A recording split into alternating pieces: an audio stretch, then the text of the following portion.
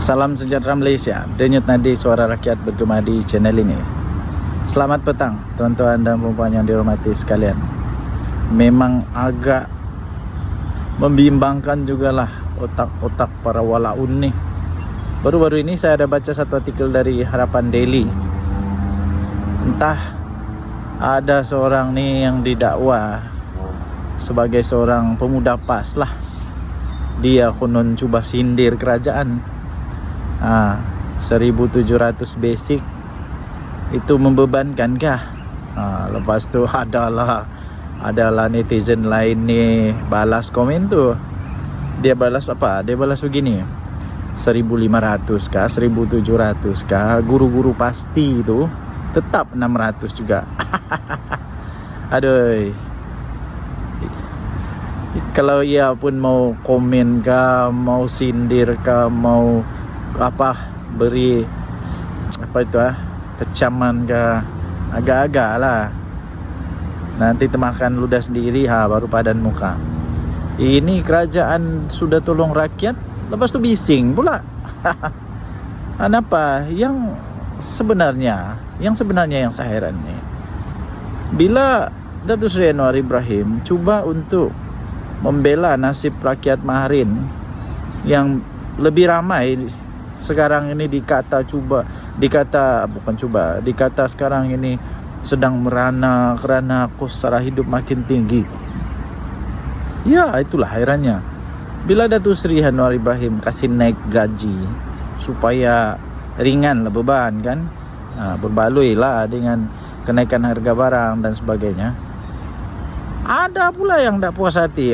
Kalau kamu suka sangat dengan 600 kah, dada gaji kah, itu hal kamu lah.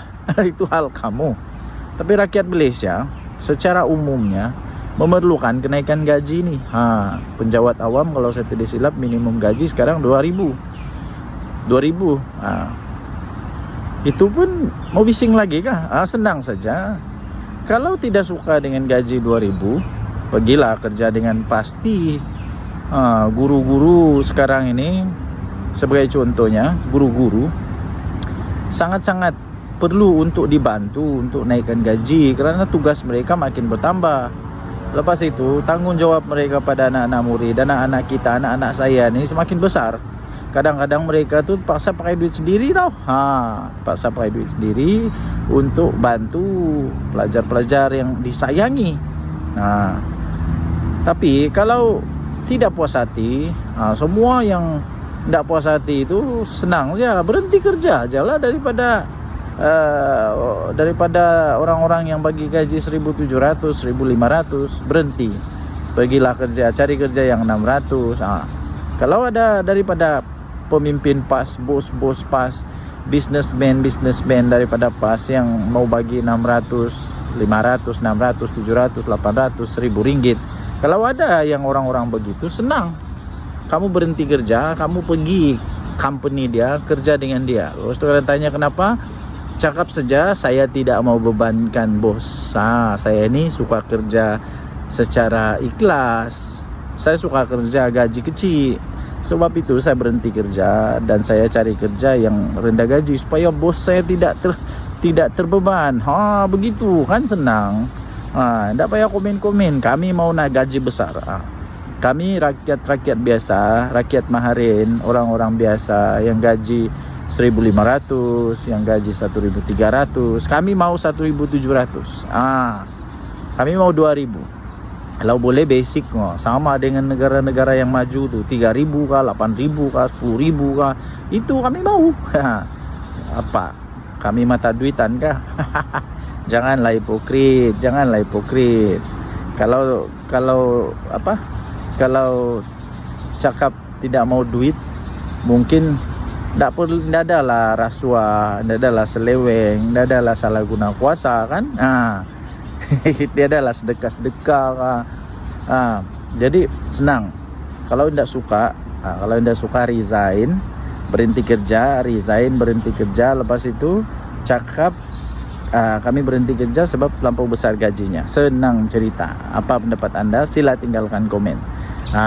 Denyut nadi suara rakyat bergema di channel ini. Jangan lupa tekan butang subscribe, like dan share. Saya harap mulaun punya bos nih, tok guru walaun nih, bagilah pengajaran yang betul sedikit kepada orang-orang di luar sana tuh. Kalau pengajaran kamu bilang 600, teruskan dan ajarlah orang-orang yang tidak puas hati ini, yang tidak puas hati dengan kenaikan gaji, ajarlah mereka berhenti kerja lah dengan gaji 7.000 atau 1.700 tuh, berhenti kerja, cari yang 600.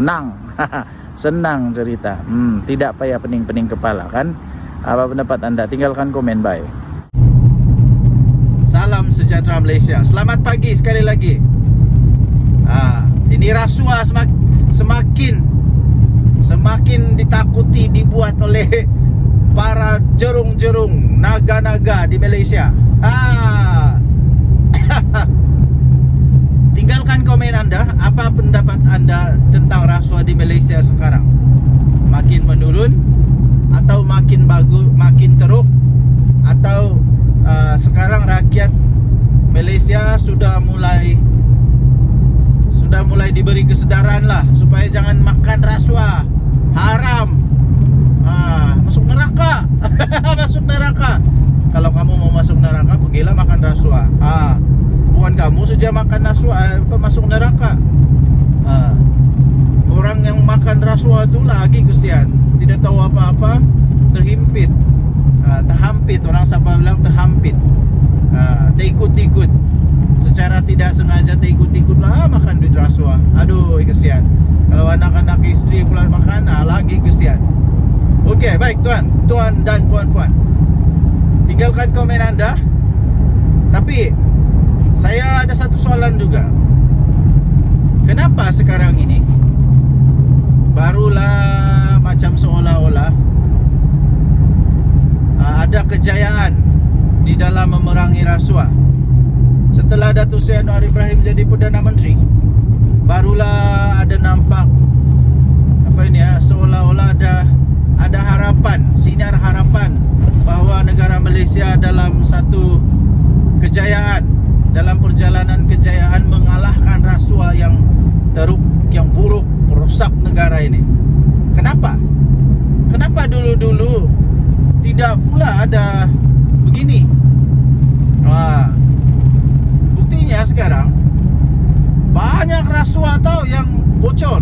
Antaranya yang paling hangat di pasaran ini yang berkaitan sekarang ini MBI ini. Walaui, ini lagi yang serbuan rumah-rumah, siapa ada berjuta-juta duit di dalam rumah. Woi. Kenapa Datuk Seri Anwar Ibrahim punya pemerintahan ataupun dia punya kepimpinan barulah keluar semua nih? Dulu-dulu tak keluar pun. Jadi siapakah orang yang di sebalik dalang itu? Kita tunggu. Sebab Azam Baki, Pesuruhjaya SPRM kata, siapa saja boleh menjadi dalang dia. Tapi yang pasti dengar-dengar kata, dengar-dengar ada ahli politik yang mungkin terlibat. Ada ahli politik yang mungkin terlibat. Siapa dia? Kita tunggulah. Sebagai buktinya pula, baru kemarin saya sendiri dengar rakyat Malaysia berkata sendiri di pejabat, ketika hendak berurusan di pejabat di kaunter depan tu. Aku dengar sendiri dengan telinga mata sendiri dengar. Orang ni kata, "Weh, kau hati-hati bila bagi dokumen semua. Pastikan ianya adalah sahih. Adalah benar, lengkap dan betul-betul genuine. Semua klaim-klaim tu genuine. Nanti SPRM datang dia kata, itulah bukti dia bahawa memang sudah ada kesedaran. Kenapa dulu saya tidak pernah dengar begini ya? Kalau dulu banyak masalah. Sekarang semua masalah dapat ditangani dengan baik. Siapa Perdana Menteri sekarang? Cobalah type sikit komen kamu. Siapa Perdana Menteri sekarang? Sila nyatakan jawapan anda. Tahniahlah diucapkan kepada Datuk Seri Anwar Ibrahim, Perdana Menteri Malaysia. Ini dia. Jadi ini bukti dia lah. Tidak ada harapan lagi untuk Muhyiddin Yassin. Tidak ada harapan lagi untuk Perikatan Nasional. Langsung tidak ada harapan lagi untuk merampas kuasa daripada daripada PHBN ni, daripada Kerajaan Madani.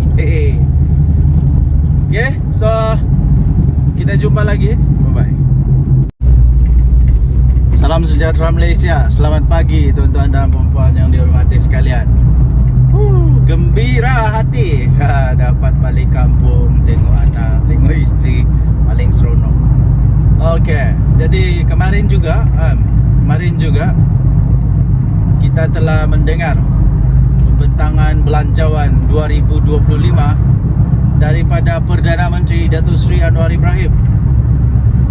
Ramai yang tidak menjangka bahawa belanjawan kali ini adalah antara belanjawan terbaik dalam sejarah negara Malaysia. Jadi tertutuplah mulut-mulut para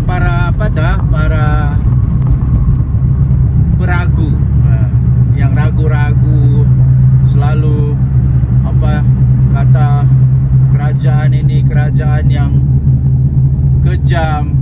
Mana yang kejamnya? Mana kejamnya? Kali ini betul-betul geng-geng walaun tertutup mulut. Mana yang kejamnya? Aku hairan bila kata kerajaan kali ini kerajaan yang kejam. Kerajaan yang kejam, macam-macam lah dikata. Tapi semua itu sebenarnya hanya bersifat mainan politik. Bila pemimpin dia diheret ke mahkamah sebab ada dakwaan salah guna kuasa, ada dakwaan penyelewengan. Bila pemimpin dia kena heret ke mahkamah kerana menghina institusi diraja yang memang berfakta, siapa ada bukti video katalah kerajaan ni kejam lah, tak berperiksa, macam-macam lah. Dengan belanjawan kemarin ya, yang telah disampaikan oleh Yang Amat Berhormat Perdana Menteri Malaysia, maka dengan ini tertutuplah harapan untuk walaun dan geng-geng walaun untuk mau menumbangkan Datuk Seri Anwar Ibrahim. Tertutup sudah harapan. Langsung tiada harapan lagi. Apa tidak? Semua belanjawan itu memang mendatangkan manfaat yang besar sangat kepada rakyat. Saya fikir ada banyak yang telah dibentangkan oleh Datuk Seri Anwar Ibrahim, Perdana Menteri Malaysia, yang belum pernah dilakukan oleh mana-mana Perdana Menteri. Banyak sangat. Jadi para walaun sekalian, tertutuplah mulut kamu.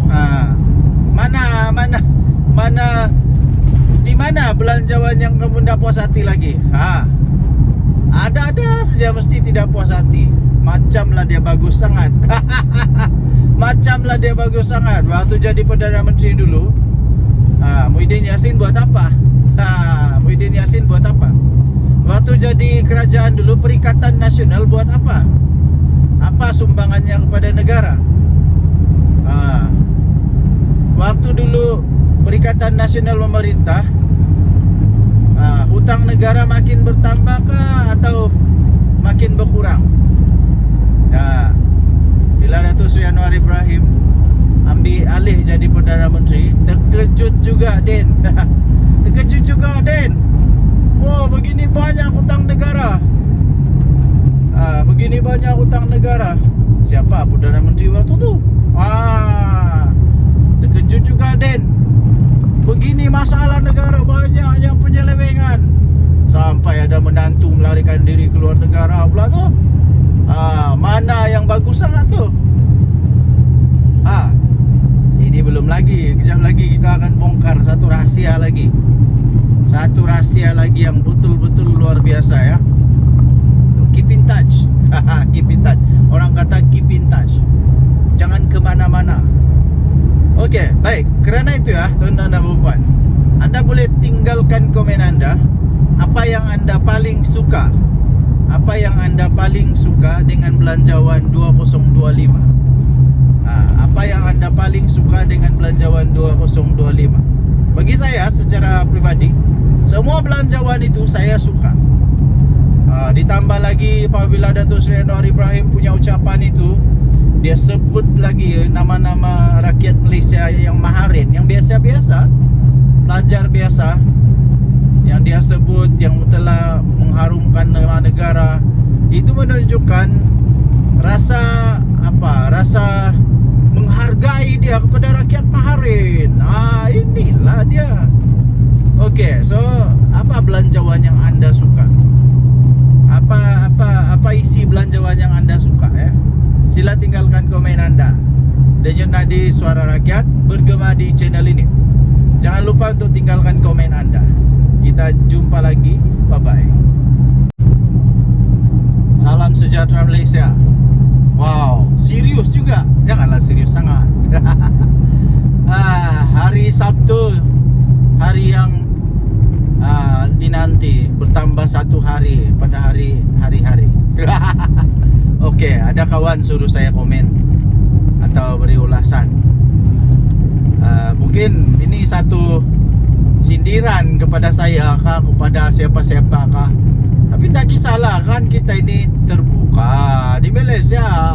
Takut apanya? Kita tenang saja. Lagipun apapun terjadi kepada politik negara Malaysia, pokok getah saya tetap itu juga. Ndak pun kasih keluar duit tu pokok getah. Perlu dipotong juga, perlu makan nasi, perlu beli beras juga di kedai. Ndak ada kena-mengena pun dengan saya. Jadi adalah kawan ni, dia kasih post, kemudian dia tanya, apa pendapat kau tentang ini? Saya tengok jatuh aduh, apakah benda punya soalan ni? Iyalah, apa dia kata, dia kasih bagi, ada satu berita tu, entah abang Zahid kah, adik Zahid kah, masuk PAS. Aku kata, apa kena-mengena pula? Jadi dia kata, apa komen kau? Zahid punya saudara sendiri pun boleh tinggalkan Zahid. Aduh, ini betul saya terus bingung ini. Apa kena-mengena? Tahukah? Kalau di Sabah, adik-beradik ada parti sendiri tahu. Jadi apa pula masalahnya? Datuk Seri Joseph Pairin Kitingan dengan Tan Sri Jeffrey Kitingan, Datuk Sri dua-dualah, apalah, Jeffrey dengan Pairin. Jeffrey Kitingan dengan Pairin Kitingan, dua-dua berbeza parti tahu. Satu Star, satu lagi PBS. Bertanding pula tu, berlawan. Tapi di rumah tetap minum kopi sama-sama. Habis kenapa? Apa kebendanya? Itu orang-orang besar tahu di dalam parti. Orang besar di dalam parti. Yang saya mau tanya nih, adik kah, abang Zahid kah, saya pun tak tahulah. Tapi apa pangkat dia di UMNO? Kenapa pula membawa masalah kepada UMNO? Bawalah semua, bawalah. Siapa lagi kamu mau bawa? Bawalah masuk PAS semua. Bawalah masuk PAS semua. Aku betul-betul hairan. Kenapa lah kalau dia masuk PAS? Apa kena mengena pula? Bubar ke UMNO kalau dia masuk PAS? Adai. Hairan. Apa kena mengena? Cuba kamu pikir sikit apa kena mengena dengan UMNO? Dia bukan presiden UMNO. MP lah, tidak. Dia apa? Adun? Enggak juga. Enggak ada apa-apa tahu. Enggak ada apa-apa.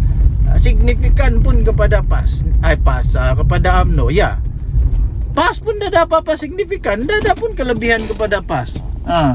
Kalau kamu mau kasih tanding, dia kasih tanding je lah. Dah kisahlah. Oke, kita isi minyak dulu.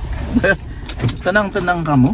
Kita mesti isi minyak dulu. Nanti kita kehabisan minyak, nah mati kita di tengah jalan. Kita isi minyak dulu. Kamu tenang-tenang, aku isi minyak dulu.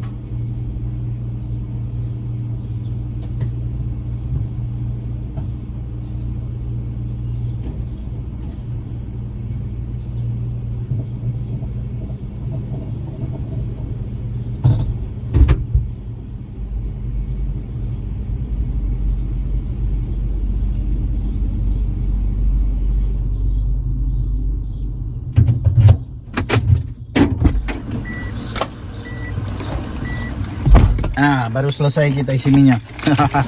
Segalanya berjalan lancar. Oke, pakai dulu tali pinggang keselamatan, baru kita teruskan. Oke, kita teruskan. Oke. Tuhan jaga langkah saya, Tuhan menjaga perjalanan saya, berkati semoga semua oke saja. Tuhan menjaga kita semua. Oke, amin. Oke, Tuhan yang menjaga kita semua. Oke, hati-hati memandu. Oke, so tuan-tuan dan puan, sekali lagi, apa kena mengenal dengan UMNO? Kita jumpa lagi, bye. Salam sejahtera Malaysia. Selamat pagi tuan-tuan dan puan. Ini ada satu gambar nih, ya, saya sisipkan lah. Saya sisipkan gambar ini, Anda lihat. Saya tidak tahu gambar ini kena edit kah, gambar ini gambar tahun zaman Firaun kah, entah zaman bila lagi, zaman dulu lagi mungkin, masih zaman Flintstone mungkin, yang ditunjuk semula kah, atau ini gambar tiada kena mengena dengan politik, mungkin hanya gambar makan malam kah, tiba-tiba diedit jadi begitu. Tapi ada kawan lah suruh saya komen sikit, ulas sikit tentang gambar ini. Apa pendapat saya tentang gambar ini? Setujukah tidak? Dan apa di hati saya tentang gambar ini? Pertama sekali, itulah saya kata tadi, saya tidak pasti gambar ini gambar apa, tentang apa, diedit ke tidak. Tapi saya anggap saja gambar ini gambar yang genuine.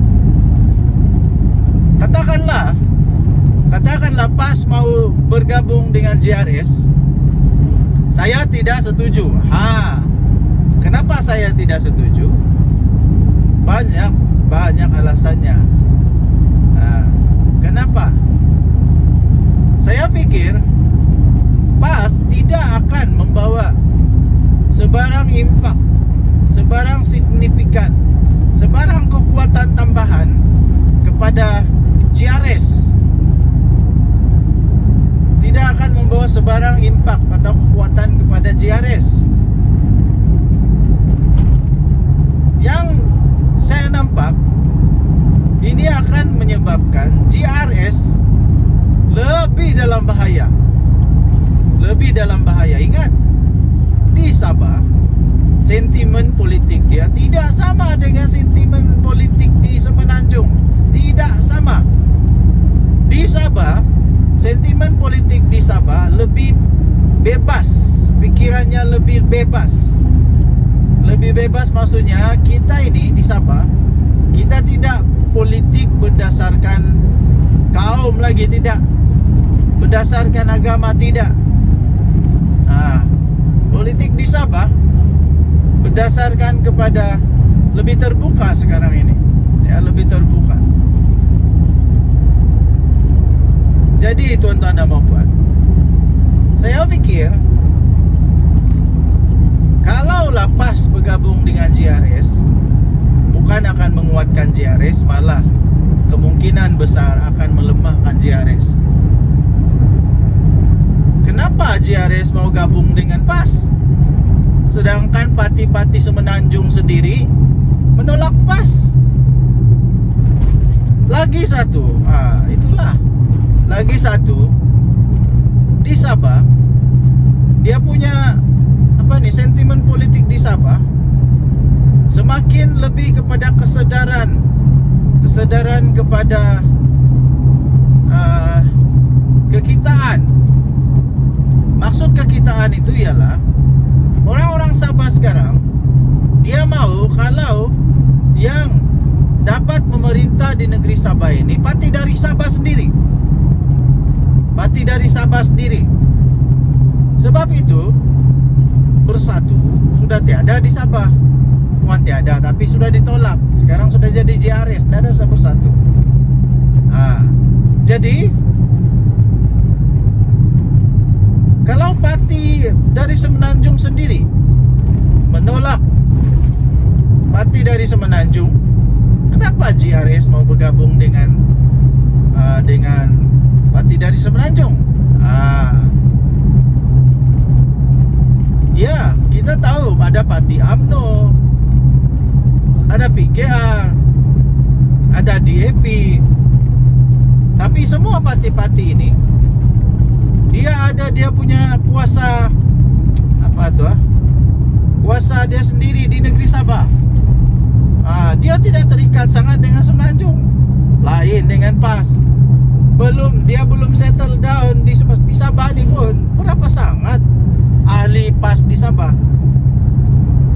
Jadi memang tidak logik lah untuk JRS mau bergabung sama PAS.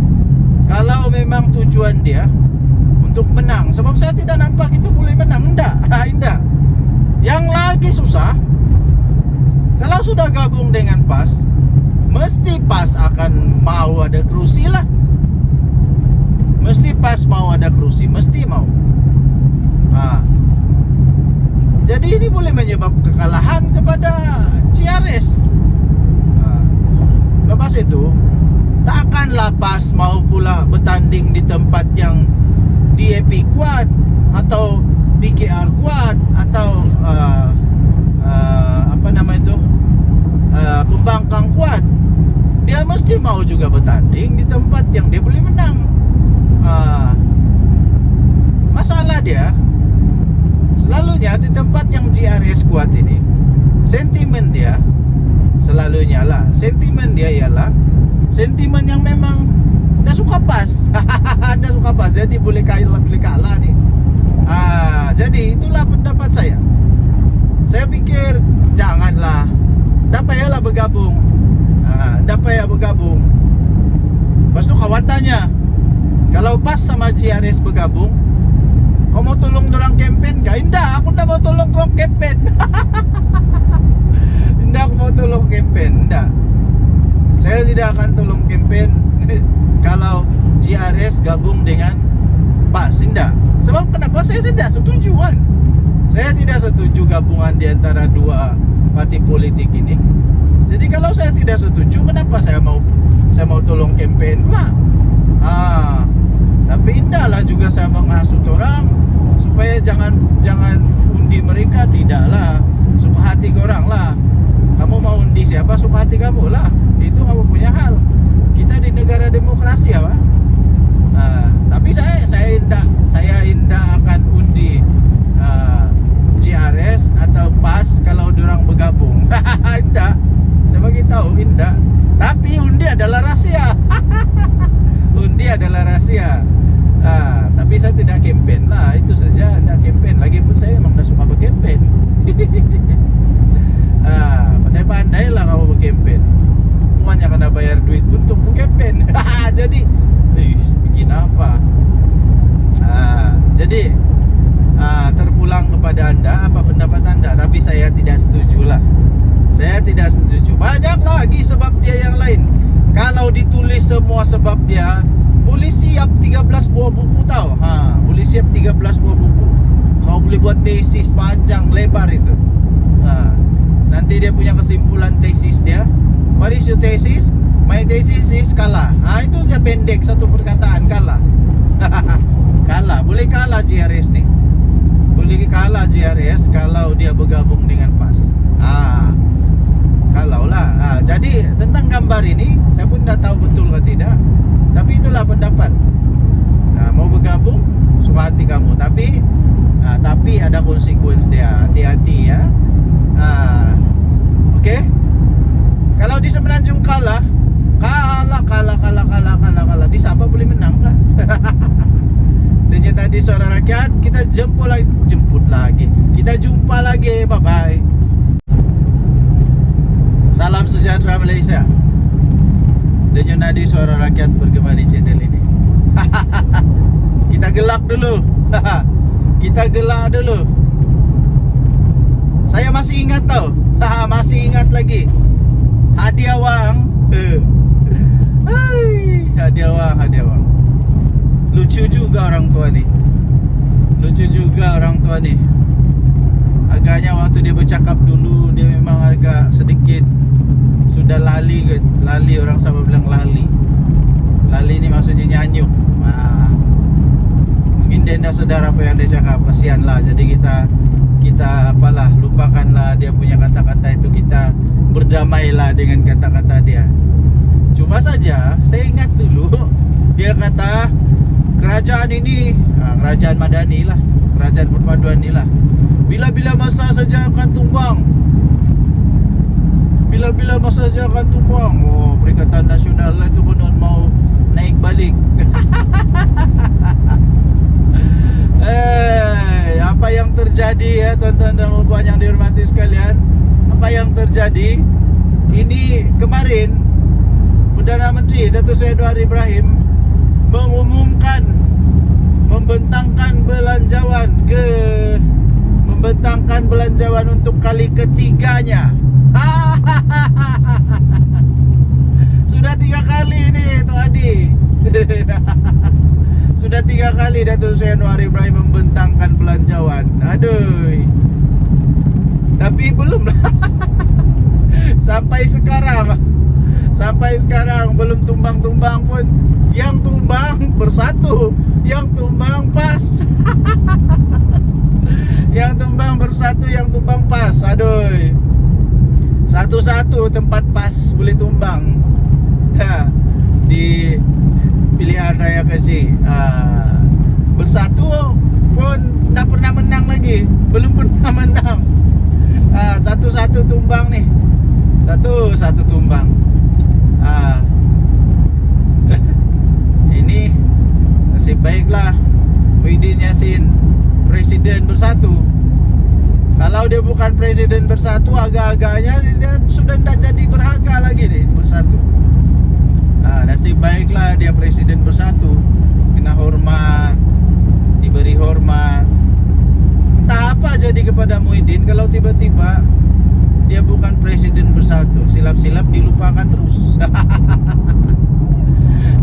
Hadiah uang pun sama juga. Aduh.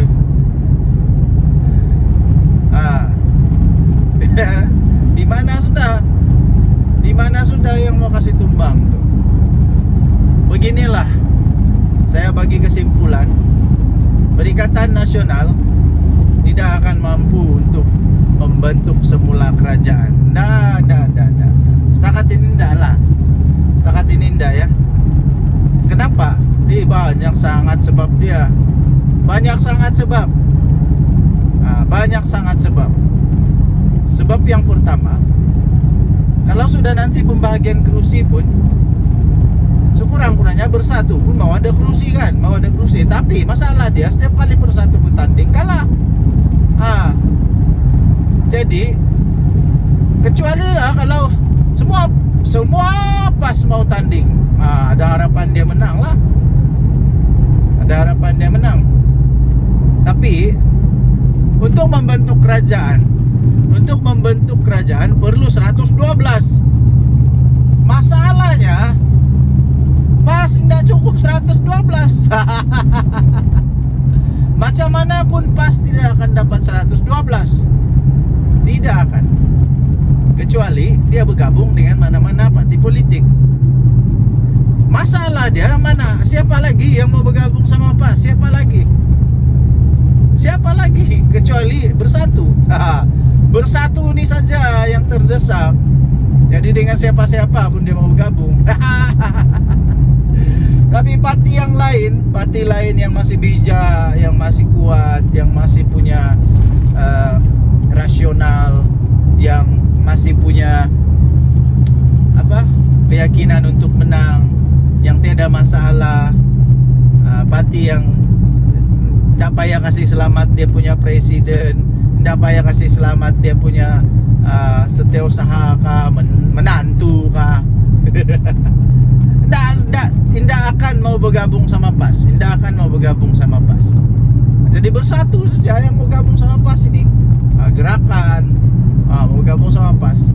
Yang lain-lain siapa mau gabung sama PAS? Siapa? Gerakan tak payah cakap lah, bukan kuat pada pun. Mau dapat 2 kursi pun susah. Jadi itu hanya tolong-tolong je lah, tolong-tolong. Jadi takkanlah PKR mau gabung sama PAS. Takkan di happy lagi. Sudah pernah gabung dulu, tidak berjaya. Jadi sudah jerak. Tidak lagi mau bergabung sama PAS.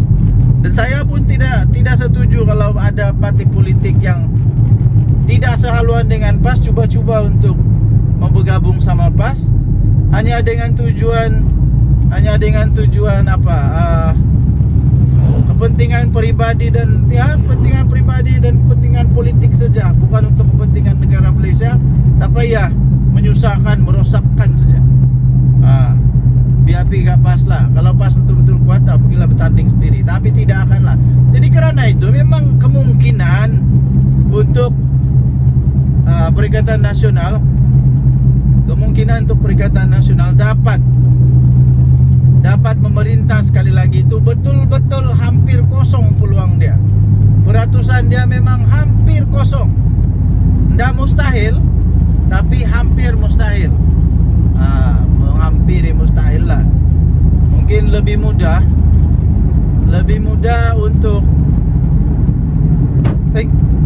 untuk orang lain jadi Perdana Menteri daripada Perikatan Nasional yang jadi Perdana Menteri. Jadi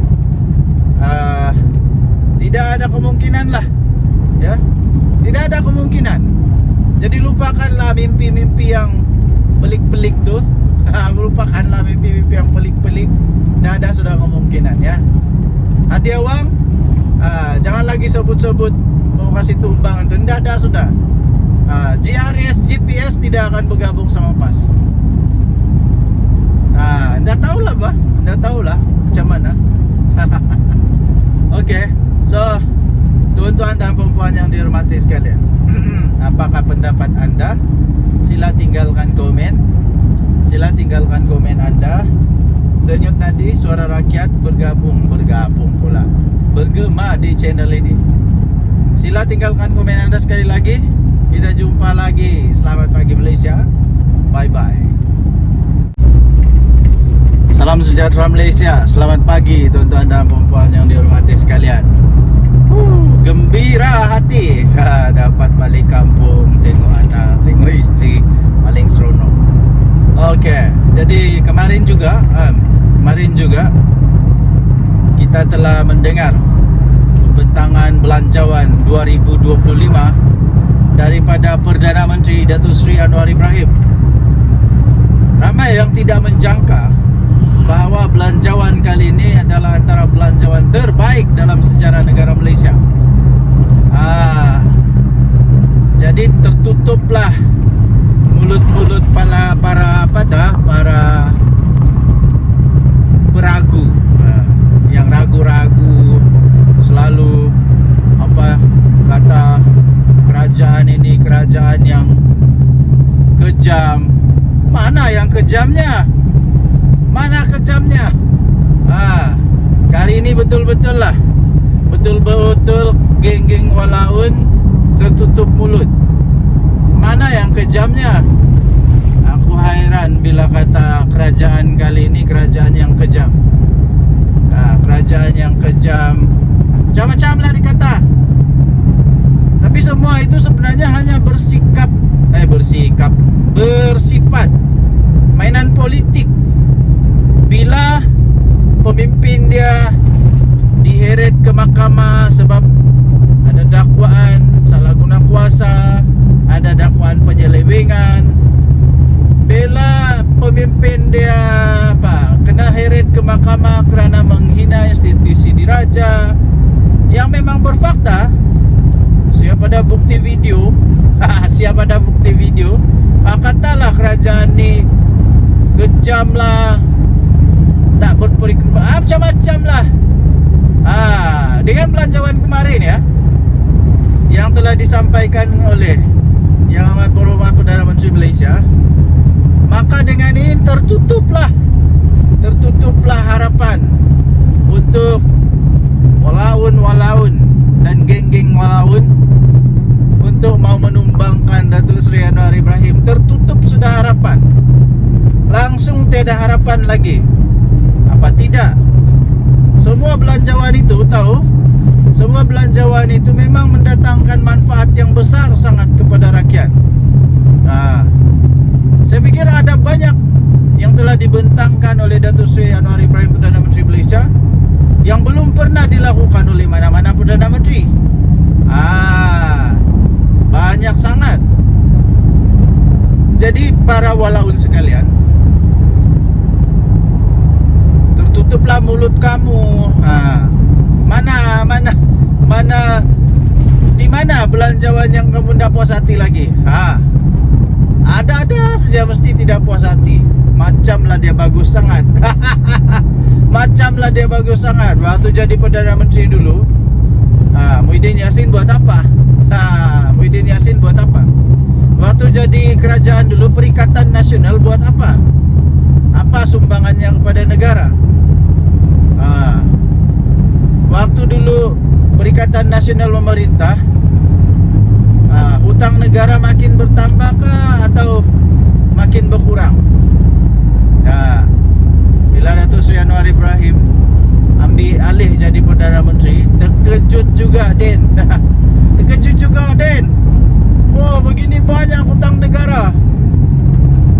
Begini banyak hutang negara. Siapa Perdana Menteri waktu tu? Terkejut juga Den. Begini masalah negara, banyak yang penyelewengan. Sampai ada menantu melarikan diri keluar negara pula tu. Mana yang bagus sangat tu? Ini belum lagi. Kejap lagi kita akan bongkar satu rahsia lagi. Satu rahsia lagi yang betul-betul luar biasa ya. So, keep in touch. Keep in touch. Orang kata keep in touch. Jangan kemana-mana.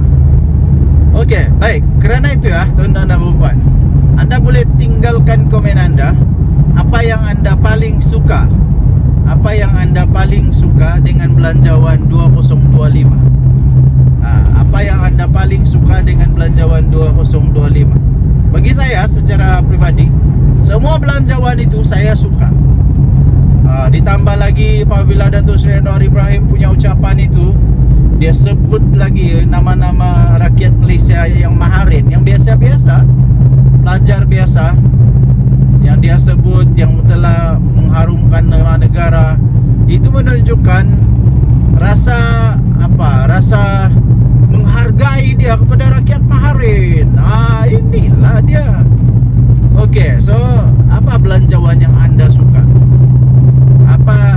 Apa isi belanjawan yang anda suka ya? Sila tinggalkan komen anda. Denyut Nadi Suara Rakyat bergema di channel ini. Jangan lupa untuk tinggalkan komen anda. Kita jumpa lagi. Bye-bye. Okey, salam sejahtera Malaysia. Denyut Nadi Suara Rakyat bergema di channel ini. Okey, pagi ini saya jalan di hutan. Kamu boleh dengar bunyi cengkerik yang bising tu. Memang tempatnya hutan. So saya sengaja pagi ini mengambil ketenangan sedikit. Sambil kita buat satu ulasan tentang apa yang dikatakan oleh seorang ni lah. Dia kata pada zaman PM Anwar ni, dosa kalau jadi kaya. Apa benda yang kau cakap ni pakcik? Pertama sekali saya mau tanya, kau tu maha kaya kah? Yang menjadi keheranan saya sekarang, sebelum saya ulas, yang menjadi keheranan saya sekarang ni ya, tuan-tuan dan puan yang dihormati sekalian, adalah orang-orang yang maha kaya tak bising pun. Orang-orang yang maha kaya, orang-orang yang betul-betul kaya ni tak pun bising. Diorang tidak pun rasa terganggu kah, terkacau kah, tidak pun rasa terancam kah. Diorang okey saja dengan apa yang telah dirancang oleh polisi kerajaan. Mereka tak bising pun, okey saja. Yang hairan ni orang-orang yang trip-trip kaya. Orang-orang yang trip-trip kaya, yang dah kaya mana pun, yang hanya pandai main politik, dia pusing putar-putar sana putar sini. Aku rasa orang kaya yang betul kan, dia hanya ketawa-ketawa saja. Sebab kenapa? Dia ketawa sebab dia kata, kami yang kaya ini diam-diam saja, tidak pun rasa terancam. Kami yang maha kaya ni, yang jutawan bilion ini, kami diam-diam saja pun. Kami diam-diam saja dan kami terima. Kami tak ada masalah. Kami terus boleh jadi kaya. Tapi orang-orang yang trip-trip kaya ini pula, alamak, ada orang pula yang perasan kaya, perasan terjejas. Apakah bendanya? Saya hairan betul lah. Lepas itu cuba apa sebenarnya tujuan, saya pun tidak tahu lah. Apa sebenarnya tujuan dia mau cakap begitu, saya pun tidak pasti. Tapi saya sisipkan di sini. Saya sisipkan di sini nih. Inilah keratan akbar yang saya ingin ulas itu. Apa yang mau sebenarnya yang mau dibela nih adalah orang kaya ke orang miskin. Saya pun heran lah. Orang-orang dalam Perikatan Nasional nih, ataupun bukan dari Perikatan Nasional pun lah, mana-mana aja lah, yang coba membela orang miskin. Macam mana sebenarnya kamu punya polisi nih? Kamu mau jadikan orang yang miskin lebih miskin, atau mau jadikan orang kaya tetap kaya, tapi orang miskin ada peluang untuk menjadi kaya? Mana satu sebenarnya yang kamu mau nih? Sampai ada pula yang tuduh PM Anwar nih. Dia kata pada zaman PM Anwar nih, semua orang yang mau jadi kaya dosa. Apa dosa kepala otak ya dosa? Saya rasa pada zaman sekarang nih, orang lebih senang mau jadi kaya lah zaman Anwar. Zaman Perdana Menteri PM Anwar, PM10 sekarang nih, saya rasa orang lebih senang untuk jadi kaya tau. Lebih mudah. Sebab tidak ada lagi monopoli. Siapa-siapa boleh. Pertama. Kedua, tidak ada lagi rasuah. Kalau kau rajin, sungguh-sungguh, kerjanya bagus, itu lebih mudah untuk peluang jadi kaya. Tidak macam dulu-dulu. Kroni saja. Sampai menantu lari ke luar negara. Kenapa? Dulu-dulu semua kroni-kroni saja yang boleh kaya tau. Ya, kroni-kroni saja yang boleh kaya. Siapa yang ada kroni, yang banyak buat rasuah, boleh jadi kaya cepat. Nah sekarang tidak ya. Siapa yang berusaha, dia boleh jadi kaya. Jadi tuan-tuan dan puan yang dihormati sekalian, saya tidak setuju langsung apa yang disebut oleh manusia nih. Sebab pada pendapat saya, sekarang ini orang lebih senang untuk menjadi kaya pada zaman PM Anwar. Dan tidak pernah pun Datuk Seri Anwar Ibrahim menghalang orang jadi kaya. Tidak pernah. Cuma saja PM Anwar mau ada keadilan sosial, mau ada betul-betul yang nama dia adil, yang betul-betul sumber itu digunakan sebaik mungkin. Itu dia. Bukannya diberikan kepada orang yang tidak patut. Apakah bendanya orang maha kaya nih tiba-tiba mampu juga, dia pun sama dapat seperti orang miskin? Begitulah. Apapun, pikirlah pakai otak, janganlah pikir pakai lutut pula.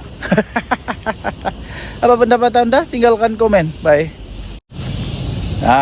Salam sejahtera Malaysia. Selamat pagi tuan-tuan dan puan yang dihormati sekalian. Selagi kita berada di hutan.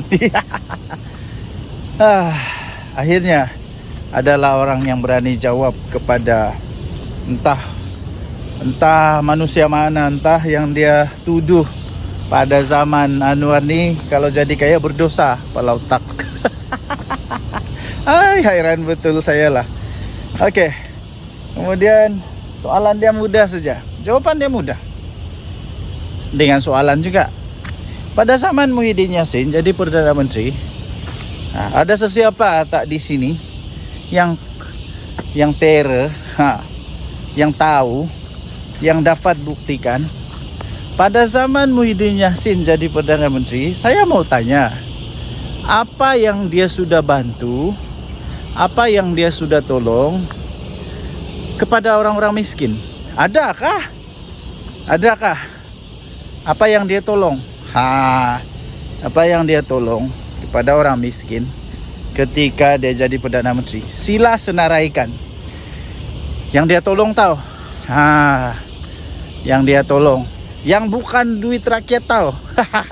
Janganlah cakap dia bagi apa nih KWSP lah, itu duit aku lah, bukan duit kamu. Itu duit kita lah, bukan duit orang. Itu duit rakyat, bukan duit kerajaan pun. Jadi apa yang Muhyiddin ada tolong orang miskin pada waktu dia jadi Perdana Menteri? Sila senaraikan. Ini menjawab kepada Reyes, jawab kepada tomahan, tuduhan daripada seorang manusia ni. Dia kata berdosa kalau jadi kaya pada zaman Datuk Seri Anwar Ibrahim. Tapi Ada orang teriak-teriak lah. Entah apa dong teriak-teriak. Mungkinkah ada apa harimau kumbang di belakang? Atau beruang? Oke. So, pada pendapat saya, sekali lagi saya ingin nyatakan bahwa sebenarnya pada zaman PM Anwar sekarang ini, manusia lebih senang, lebih terbuka untuk boleh jadi jutawan berbanding dulu-dulu, berbanding daripada zaman-zaman penuh dengan penuh dengan kroni. Buktinya tengoklah Jana Wibawa siapa yang dapat. Tengoklah projek-projek yang lain, siapa yang dapat.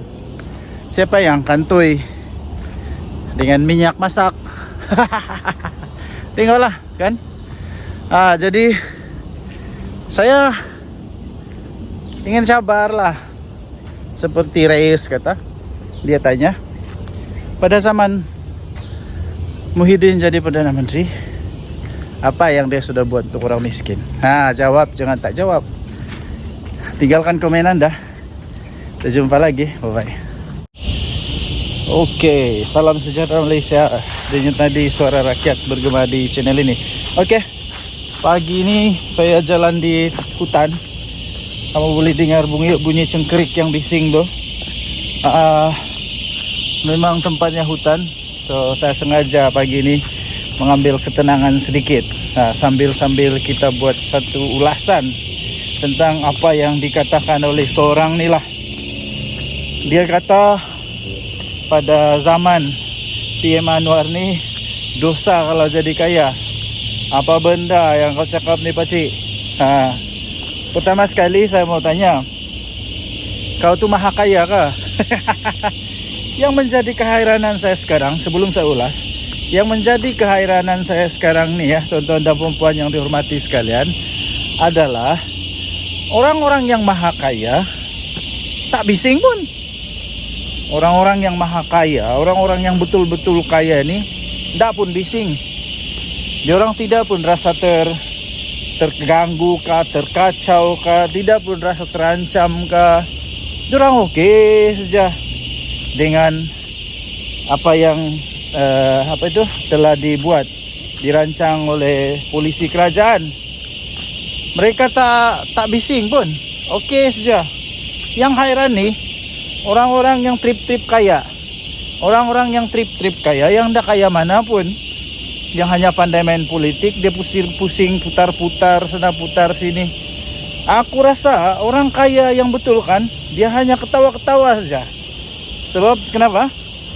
Dia ketawa sebab dia kata, kami yang kaya ini diam-diam saja, tidak pun rasa terancam. Kami yang maha kaya ni, yang jutawan, bilion ini, kami diam-diam saja pun. Kami diam-diam saja dan kami terima. Kami tak ada masalah. Kami terus boleh jadi kaya. Tapi orang-orang yang trip-trip kaya ini pula, alamak, ada orang pula yang perasaan kaya, perasaan terjejas. Apakah bendanya? Saya hairan betul lah. Lepas itu coba apa sebenarnya tujuan, saya pun tidak tahu lah. Apa sebenarnya tujuan dia mau cakap begitu, saya pun tidak pasti. Tapi saya sisipkan di sini. Saya sisipkan di sini nih. Inilah keratan Akbar yang saya ingin ulas itu. Apa yang mau sebenarnya yang mau dibela nih adalah orang kaya ke orang miskin. Saya pun heran lah. Orang-orang dalam Perikatan Nasional nih, ataupun bukan dari Perikatan Nasional pun lah, mana-mana aja lah, yang coba membela orang miskin. Macam mana sebenarnya kamu punya polisi nih? Kamu mau jadikan orang yang miskin lebih miskin, atau mau jadikan orang kaya tetap kaya, tapi orang miskin ada peluang untuk menjadi kaya? Mana satu sebenarnya yang kamu mau nih? Sampai ada pula yang tuduh PM Anwar nih. Dia kata pada zaman PM Anwar nih, semua orang yang mau jadi kaya dosa. Apa dosa kepala otak ya dosa? Saya rasa pada zaman sekarang nih, orang lebih senang mau jadi kaya lah zaman Anwar. Zaman Perdana Menteri PM Anwar, PM10 sekarang nih, saya rasa orang lebih senang untuk jadi kaya tau. Lebih mudah. Sebab tidak ada lagi monopoli. Tidak ada lagi monopoli, siapa-siapa boleh. Pertama, kedua, tidak ada lagi rasuah. Kalau kau rajin, sungguh-sungguh, kerjanya bagus, itu lebih mudah untuk peluang jadi kaya. Tidak macam dulu-dulu. Kroni saja. Sampai menantu lari ke luar negara. Kenapa? Dulu-dulu semua kroni-kroni saja yang boleh kaya tau. Ya, kroni-kroni saja yang boleh kaya. Siapa yang ada kroni, yang banyak buat rasuah, boleh jadi kaya cepat. Nah, sekarang tidak ya. Siapa yang berusaha, dia boleh jadi kaya. Jadi tuan-tuan dan puan yang dihormati sekalian, saya tidak setuju langsung apa yang disebut oleh manusia nih. Sebab pada pendapat saya, sekarang ini orang lebih senang untuk menjadi kaya pada zaman PM Anwar. Dan tidak pernah pun Datuk Seri Anwar Ibrahim menghalang orang jadi kaya. Tidak pernah. Cuma saja PM Anwar mau ada keadilan sosial. Mau ada betul-betul yang nama dia adil. Yang betul-betul sumber itu digunakan sebaik mungkin. Itu dia. Bukannya diberikan kepada orang yang tidak patut. Apakah bendanya orang maha kaya nih tiba-tiba mampu juga, dia pun sama dapat seperti orang miskin. Begitulah. Apapun, pikirlah pakai otak. Janganlah pikir pakai lutut pula. Apa pendapat Anda? Tinggalkan komen. Bye.